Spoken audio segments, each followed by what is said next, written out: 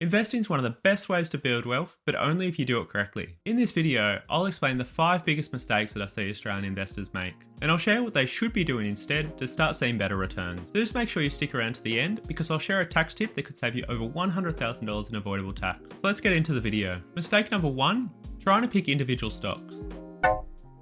Consistently picking winning stocks is almost impossible, and if you try, you'll end up with more transaction costs and a more volatile and risky portfolio. A lot of investors think they can predict the next big stock or even the next big industry. For example, with the recent AI boom, you might be tempted to buy Nvidia or an AI ETF, but all the evidence suggests that almost nobody, not even the hedge funds with their PhDs and quants, can consistently predict the market. Just look at this SPIVA report, which stands for the S&P Index vs Active. It shows that 85% of Australian active fund managers underperform their benchmark. The problem is, picking individual stocks leaves you to become undiversified and increases your risk. So rather than trying to pick individual stocks, buy diversified ETFs instead. This gives you the best chance of strong and stable long-term growth. Mistake number 2, trying to time the market.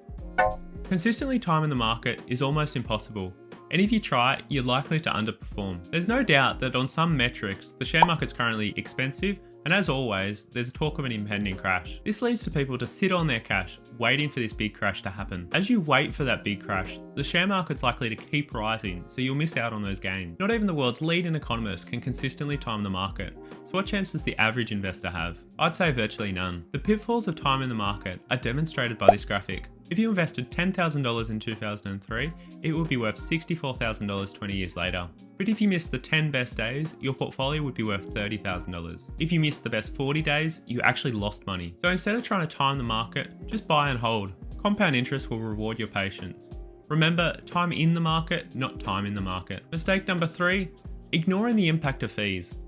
Avoidable investment fees add up a lot over the long term, so you should be aware how much they're costing you. Some fees are unavoidable, like brokerage and ETF management fees, but some fees are avoidable, such as money managers that charge a percentage of assets under management. This is often 1% for financial advisors or active fund managers, or 2% for hedge fund managers. To show the effect a 1% fee can have, consider the following example. So we've got a couple, Victoria and David.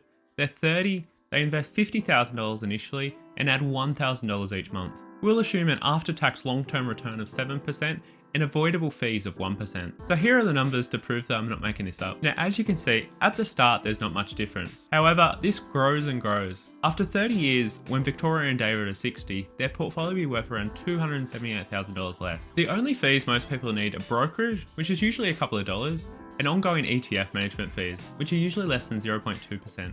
So instead of wasting money on avoidable fees, cut it back to the basics and you're likely to do much better. Mistake number 4, regularly buying and selling stocks. Consistently buying and selling stocks usually leads to underperformance. Of course, there can be reasons to buy and sell shares. Perhaps you need the money, you're rebalancing, or a host of other reasons. However, most people that buy and sell stocks are usually doing so because they're trying to pick individual stocks or trying to time the market. And in doing so, they're racking up unnecessary brokerage. That's all 3 previous mistakes combined. But that's not even the main reason why buying and selling stocks is bad. The main reason is the tax implications. Let's say there's 2 friends, Harry and Simon. They both earn $150,000 and invest $30,000 initially. Harry holds his shares, but Simon regularly sells his shares and buys new ones. Both get an annual 9% return. After 30 years, Harry would have $326,000, but Simon would only have $244,000. By tinkering with his portfolio, Simon's cost himself $80,000. So instead of buying and selling stocks, buy and hold diversified ETFs and enjoy the extra tax you save. Talking of tax, that leads me to the last mistake. Mistake number 5, ignoring tax implications. Smart tax planning can potentially save you thousands of dollars each year. Whilst it's difficult to predict the stock market, it's quite easy to predict the tax implications of the decisions you make. Up until now, mistakes number 1 to 4 had a pretty simple solution.